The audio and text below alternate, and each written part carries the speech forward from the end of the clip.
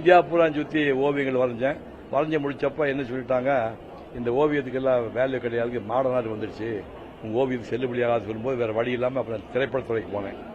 திரைப்படத்துறைக்கு போகும்போது சிவாஜி எம்ஜிஆர் உச்சத்தில் இருக்காங்க. அப்போ சுத்தமாக ஜீரோ பொசிஷன் நான் உள்ளே போய் முகம் நல்லாக்குன்னு சொல்லி ஏபி நாகராஜன் போன்றவர்கள் இந்த கடவுள் வேஷம் கொடுத்து ஒரு 3-4 வருஷம் அதை ஓட்டுனேன். அதுக்கப்புறமா நாடக நடிப்பு இல்லாமல் நம்ம ஒன்றும் பண்ண முடியாது. மேஜர் சுந்தரராஜன் கூட சேர்ந்து கிட்டத்தட்ட இந்தியா பூரா சுற்றி 1000 டிராமா பண்ணேன். 1000 டிராமா இந்தியா பூரா சுற்றி பண்ணேன்.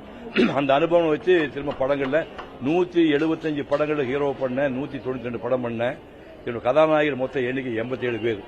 என்னோட டைரக்ட் பண்ணவங்க 50 பேர். இதெல்லாம் செஞ்சு முடிச்சு 40 வருஷம் வாழ்ந்து முடிச்சுட்டு இது ஒன்றும் பிரயோஜனம் இல்லை, இது எதுவும் சந்தோஷம் இல்லை. நம்ம கமல் மாதிரி பெருசாக சாதிக்கல, சிவாஜி மாதிரி திரைப்படத்துறை சாதிக்கல, நம்ம ரஜினிகாந்த் மாதிரியோ எம்ஜிஆர் மாதிரி பாப்புலர் ஹீரோவும் இல்லை அப்படின்னு வேற ஏதாவது செய்யலான்னு முடிவு தான் நான் பேச்சாளனாக மாறினேன். பேச்சாளனா மாதிரி 2005 முதல்ல ஈரோடு புத்தக திருவிழாவில் பேச்சாளனா மாதிரி பேச ஆரம்பித்தேன். அப்படியே பேச ஆரம்பிச்சு இது வரைக்கும் 22 உரை தான் நிகழ்த்திருக்கிறேன். அது உலகம் பூரா வந்துருச்சு. விஜய் டிவி வழியா, தனியார் டிவி வழியா 22 டிவியும் ஸ்பீச்சஸ் வெளியே வந்துருச்சு. அதில் முக்கியமானது கம்பராமாயணம் என்னுடைய 67 வயதில், நீங்க எல்லாம் சின்ன பசங்க, 67 வயது கம்பராமாயணம் 1.5 வருஷம் ஆராய்ச்சி பண்ணி 10,520 பாட்டுள்ள கம்பராமாயணத்தை 1000 சுருக்கி 1100 ஆக்கி 100 பாட்டை வாய் வழியா சொல்லணும். பேப்பர் ரெஃபரன்ஸ் வச்சக்கூடாது. ஒரு 5000-10,000 பேர் முன்னாடி நான் ஸ்டாப்பா ஸ்பீச் பண்ணுவோம். அது மாதிரி 2009 பண்ணேன். அது உலகம் பூரா கம்பனின் காதல் யூடியூப்ல போனா அது வரும்.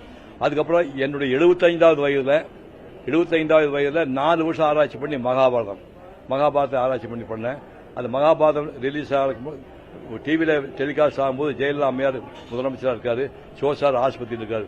2 பேருமே அந்த ப்ரோக்ராம் பார்க்கணும்னு சொல்லி மத்தியானம் 2லிருந்து 12லிருந்து 2:30 வரைக்கும் டெலிகாஸ்ட் சொல்லிட்டு அந்த அம்மா வெறும் ஸ்நாக்ஸ் சாப்பிட்டு ஜெயலலிதா அம்மையார் பார்த்தாங்க, சோசார் ஆஸ்பத்திரியில் பார்த்தாரு. அப்படியெல்லாம் பெருமைக்குரிய மகாபாரதம் பேசி முடிச்சுட்டு 2022 என்னுடைய 81 வயசுல திருக்குறள் நம்ம வாழ்க்கையில் நடந்த சம்பவங்களை அடிப்படையாக வச்சு திருக்குறள் 100 தயார் பண்ணி 3 வருஷம் தயார் பண்ணி அதை பேசினேன். 81 வயதுல 10,000 பேர் முன்னாடி நான் சப்ப 4 மணி நேரம் பேசின உரை. இந்த தகுதிகள் அடிப்படையாக வச்சு தான் ஓவியனாகவும் நடிகனாகவும் பேச்சானாவும் இந்த தகுதிகள் அடிப்படையாக வச்சு தான் இந்த விருதை எனக்கு கொடுத்துருக்கான்னு நினைக்கிறேன். இந்த விருதை வாங்குறதுன்னா ரொம்ப சந்தோஷப்படுறேன். உங்களுக்கு பேட்டி கொடுத்தா இன்னும் ரொம்ப சந்தோஷப்படுறேன். நன்றி, வணக்கம்.